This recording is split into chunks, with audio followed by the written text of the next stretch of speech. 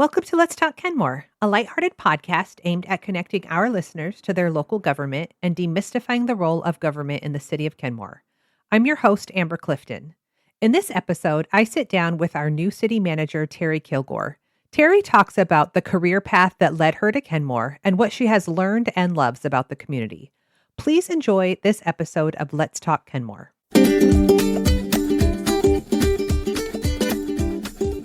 Welcome to Let's Talk Kenmore. Today, I have the pleasure of chatting with our new city manager, Teri Killgore.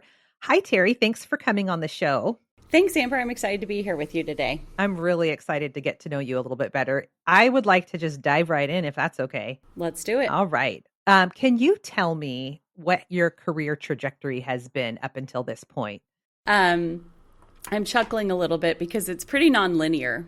I've always been jealous of the people who are, your friends when you're in kindergarten and they're like, I'm going to be a doctor. And then they do all the things and they're a doctor and they love it. Sure. I've always been jealous of those people. I actually started out thinking I was going into private sector, and I did for a while. I worked in the private sector for 7-8 years, most notably with Deloitte Consulting, traveling all around the country, doing large-scale system implementations and change leadership, organizational development work. And so I started out in their public sector practice. I had done my MPA and thought, oh, that's a good way to bridge working in the private sector, but feeling like you're contributing to the greater good. Sure. And then over time, they moved me to private sector clients, and it caused me to stop and think, like, is this really the career path for me? I was traveling 100,000 miles a year on airplanes and decided, I want to sleep in my own bed and maybe have a dog or a cat someday. Yeah.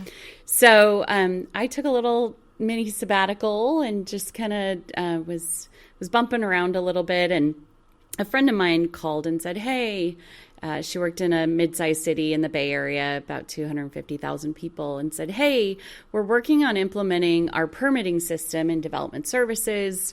We're struggling with one of the things, and we know you know how to do this. Mm-hmm. Could you come help?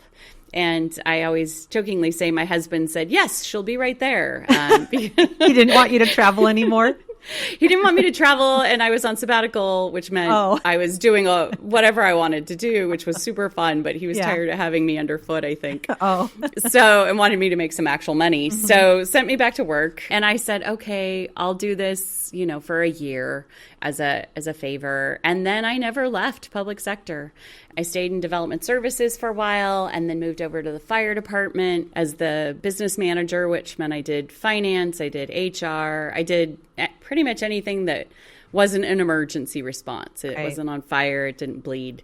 And then my husband's work took us down to Arizona, and I made the transition when we moved down there because I saw economic development in action, and I was like, that's a way I could blend my business background with public sector and really make a difference in communities. And so I was in economic development, downtown redevelopment for a good chunk of my career, and got to work on some just amazing, amazing projects in a couple of Arizona cities. And then I told my husband, I'm like, I want to go back where there's water. And so he's originally from Eastern Washington. And so his first answer was Seattle. He grew up loving everything about Washington, still does.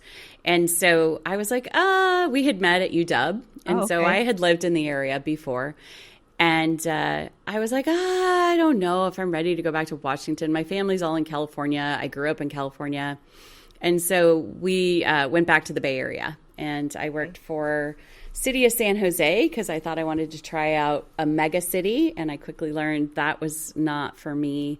It was just too big. I mean, we had 6,000 employees, which is just different. And then so I took a position with City of Vallejo as an assistant city manager. They were just coming out of bankruptcy. They were one of the largest California cities to go through bankruptcy. And so I thought, I can make a difference. I can add value here. And then the opportunity to work for Walnut Creek as an assistant city manager came along. And so I took that And then my husband has family, as I mentioned, in Arizona. And so he was like, let's go back down to Arizona. And there was an opportunity with the city of Scottsdale. And I took it thinking that it was going to lead to an assistant city manager position. But they had a pretty big council changeover. And so that opportunity disappeared. But more importantly, my values were different than the kind of direction the city was headed. So I was like, it's time for a change. And my husband said, Washington. Again, there's Washington. Always, yeah. Always. And as I looked around, one of the first cities to come up as an opening was Kenmore. And I looked at it and I came and visited it. And I just thought, this is it. I could make a difference here. I love it. Yeah, so. That's awesome.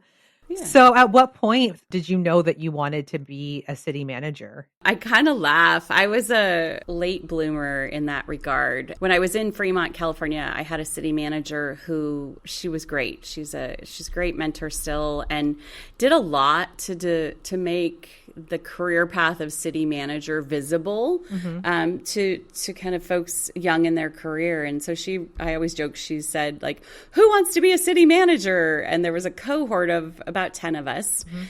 And honestly, I think most of us went because she was buying us lunch, and we were like, sure, I'll go talk to the city manager. Sure. But out of that group, 7 of us are in city management, either as an assistant city manager or a city manager.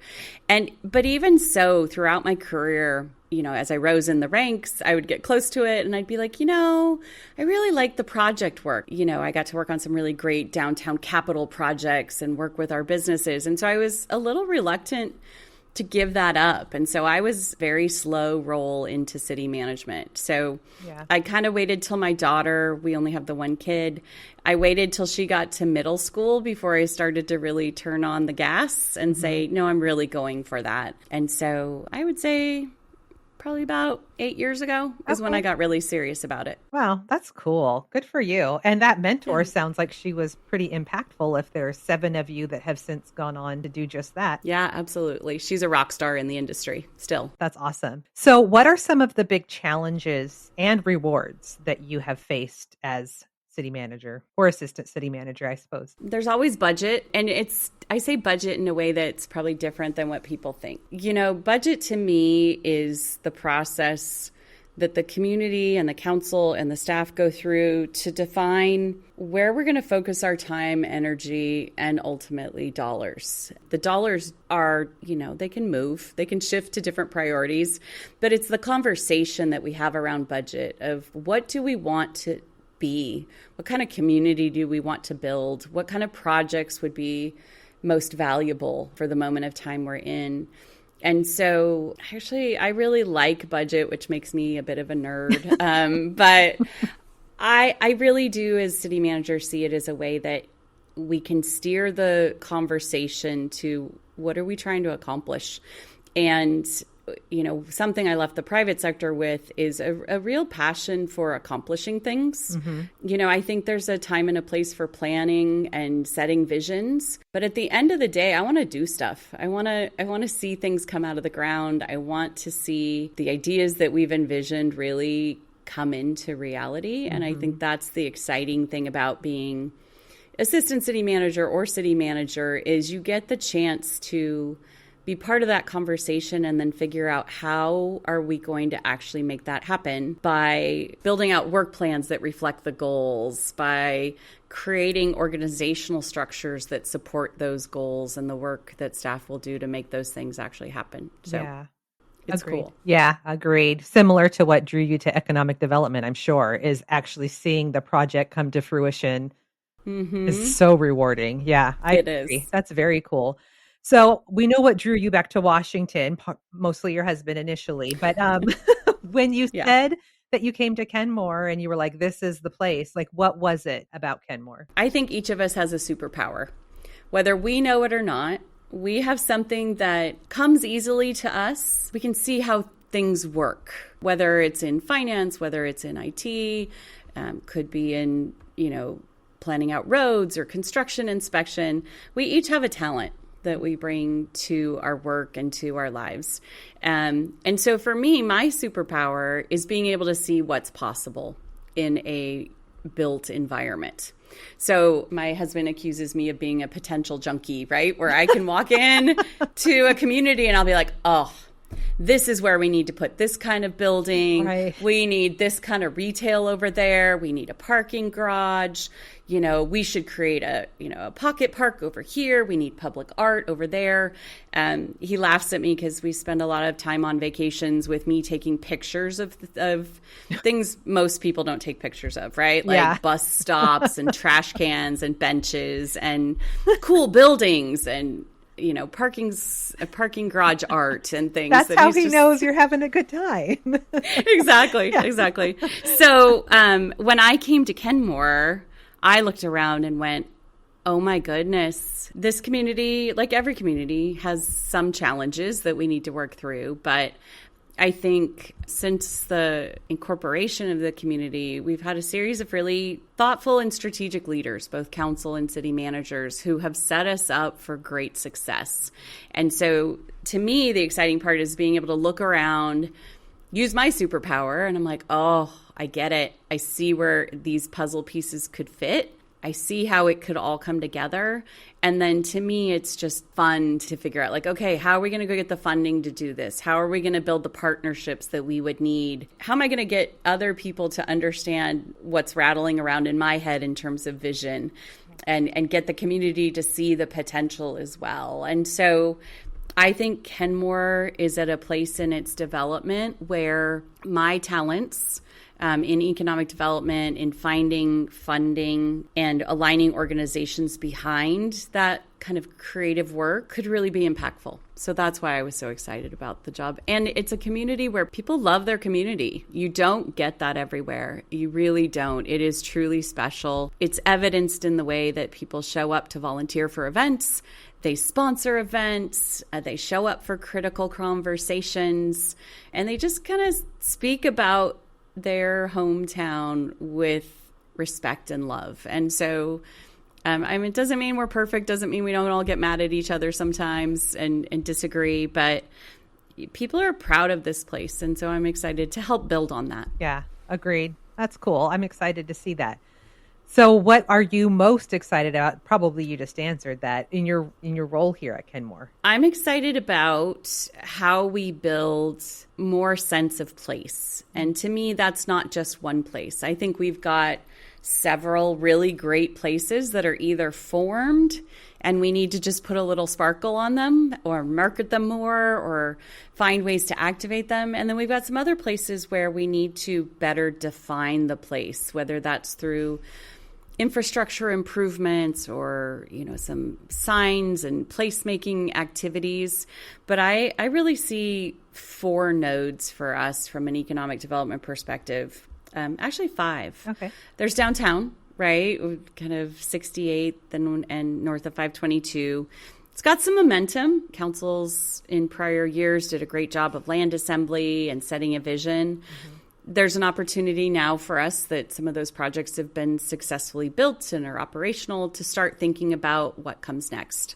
And those will be great conversations that we'll be having in 2026 of what's possible, what's the dream. I think down on Brewery Row, we've got some opportunity to really underline and highlight some of the cool business activity that's happening down there. It's already just developing its own vibe. Yeah. And so how do we add to that in a way that is authentic and keeps a little bit of that grit that I think is what's unique about that space? We've got St. Edward's Park and the Lodge and Bastille. I think both of those entities have some opportunities ahead of them to better define the customer or student experience. And so we look forward to working with both of them on that. Fourth, and these aren't in order of importance, please. Oh, okay. This is just my brainstorm. Sure. Lake Point obviously is on the list. Yeah. I think we have so much potential there. I want to be clear that to me, that's a legacy project that's going to take a decade or 2 to build out fully. I think the short-term opportunity is to try and work with the property owner to secure the trail space and the potential park space, because that sets the stage for future private sector investment. So, there's no way the city could do all of that by itself, nor do I believe we should. Right. But what we can do is set the stage for that if we can come to some agreement. So negotiating that out is exciting. And then fifth, I would add in our industrial areas. We have some really interesting businesses in our industrial zoned areas that, really are big employers for us. And some of them are doing really interesting things that we don't talk about very much. And so starting to get their stories out about cool things people are doing, because we need industrial areas. We need businesses to have space to do business. And so I believe strongly in working with the partners we have to build upon what we already have going. And so we've got some great folks already located here, both from a waterfront activity perspective. Obviously, we've got marinas and Kenmore Air with the seaplanes. We've got the construction industry located here. And so how can we partner with those different industrial partners to make it clear that, you're in an industrial space, but here's the value of that. Here's why that's important to our community, and how do we help support the employment that they bring to our community? And also, how do we leverage that to encourage some of our youth to consider the trades? Yeah. We talk a lot about college, and I was blessed to go to college, but I come from a family of very, airplane mechanics and car mechanics and very blue collar roots. And so how do we reintroduced to the conversation in a sincere way that there are legitimate, well-paying career paths in the trades and in industry that sometimes gets glossed over. So how do we connect our kids with those opportunities and get them thinking, if college isn't for them for whatever reason, or maybe they want to start in the trades and then go to college. I mean, it doesn't have to be one or the other. It can be what does that fit that kid's aptitudes and interests, and how do we get them set up for success long term? I could not agree more. I love that you said that. Yeah, trades they're so valuable. So valuable. We need more of them. Is there anything that you have learned from a community member since you've been here that surprised you or inspired you? I have learned a lot about heron rookeries. I can honestly say I didn't actually know what a rookery was before I got to Kenmore. I don't know if I was asleep in science class maybe and just not paying attention. I don't know what that is either. What's a rookery? Oh, good. It's like a nursery for baby herons. Really? Yeah, and we have one that's right over by the Park and Ride over off of, I'm still learning my numbered streets. I apologize. I'm a touch dyslexic. So yeah, right behind the Park and Ride, there's a little, I don't even know if it's little, there is a rookery for heron over there. That's why partially Hank the heron is our city mascot, is because we have a significant role that we play as a community in the heron population. Okay, well, the more you know, I guess. There you go. Thank you for that. I learned something. Other than the rookery, is there another spot that you have kind of fallen in love with since you've gotten here? I have fallen in love with the lodge at St. Edward's Park. I have literally no talent in architecture, but I love it. I deeply appreciate it. And I think that restoration project that they did is an absolutely epic example of quality redevelopment and quality reuse of an old building that was significant to the community and in disrepair. And so I think they've just made it gorgeous. I mean, it's just a beautiful building. Sitting in the restaurant, walking the grounds, they really have done a top-notch job. And to have that sitting in the midst of a state park where you can pop in and, have lunch and then go for a hike and just have that space open and accessible to the public. I love that for us. I do too. That is a beautiful spot. Yes. Very pretty. I did swim lessons there when I was a kid. Really? There used to be I don't even know if the swimming pool is still there, but yes. Yeah. It's always been a beautiful spot. And so, yes, I was really happy to see it restored so beautifully. Yeah. Yeah, I agree. Yeah.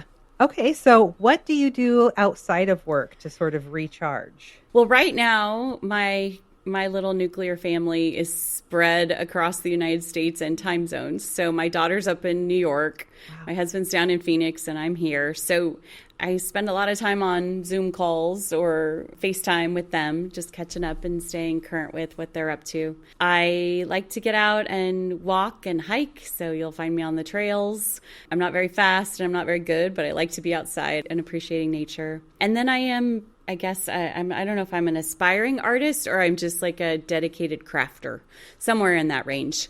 I grew up sewing. I like to paint. I grew up also singing. And so I just love the arts and I enjoy dabbling in them. I have not a lot of free time, so I kind of pick and choose, and things come in and out of vogue with me of what I'm focusing my interest on, but I just like to really be involved in the arts in some way. Wow. I have so much love and admiration for the arts and so much respect for people that do them. First of all, sewing is one of the most valuable. I can't sew. My mom laughs at me because I once tried to hem my own pants and I sewed them closed. Like that's how bad. But I didn't know that you were a singer. I'm also a singer. Oh, really? What part do you sing? Well, I sing in a band, but when I'm singing in a setting that involves parts, I'm an alto.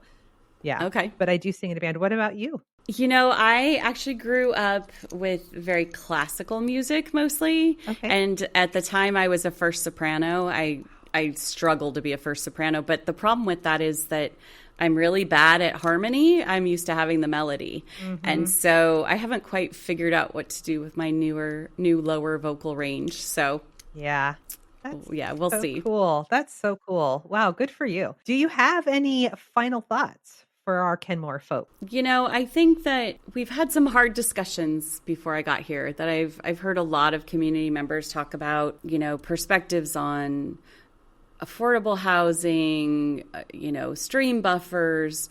And I would say that, from my perspective, what we're seeing is we have a lot of really great values. And that's one thing that I appreciate about this community is we want to do all the great things. We're dreaming big and we're aspiring to figure out how to be good to the environment, how to be good to each other, how to make the place more beautiful and livable at the same time. And that I would hope that people would give each other some grace in those discussions, because it's really a conversation of trade-offs and balancing. And so I think a lot of people are going to have a lot of different ideas about how do we best balance. But we've got some conversations ahead of us in 2026 around, if we choose this, then this other thing may be impacted. Right. Or if we choose, X, we may not be able to have all Y. And so I think I would encourage people to do what we all know intuitively we should be doing, which is try to come to conversations with an open mind, try to come with the perspective and the assumption that people who disagree with you are still good people. They're still our neighbors. They're still part of our community. And I feel like that's especially important to say out loud, given the current national, I don't know if it's a dialogue. It feels like a decampment almost in some spaces where, you've got family members not talking to family members. And I think that that's a dangerous way to approach a world that is growing increasingly complex. Mm-hmm. And so I'm hopeful that as we dig into some of these discussions in the coming years, I don't even think it'll just be next year. I think we're going to continue to face complexity. And so, we may get to the right answer, we may not get to the right answer, but how we have the dialogue and the discourse is almost more important than the final answer, because we got to come back again at a later date to talk more. And so how do we figure out a way to disagree that is respectful and productive is going to be part of our work in the coming years. Yeah, I could not have said that better myself. That's so true. Well, Kenmore is in such good hands. I am so thrilled to be working for you, and I'm so glad that you're here. I'm really excited to see what Kenmore's future looks like with you kind of steering the ship. Well, thank you. I look forward to working with you as well. And I just want to say thank you. You and so many members of the staff and so many members of the community have been truly welcoming. And I really deeply appreciate that. So thank you. Yeah. Thank you so much for your time, Teri. I appreciate you. Thank you. Thanks for tuning in to this episode of Let's Talk Kenmore. Be sure to check back for more interesting topics and conversations. And as always, don't forget to ask yourself, where's the fun?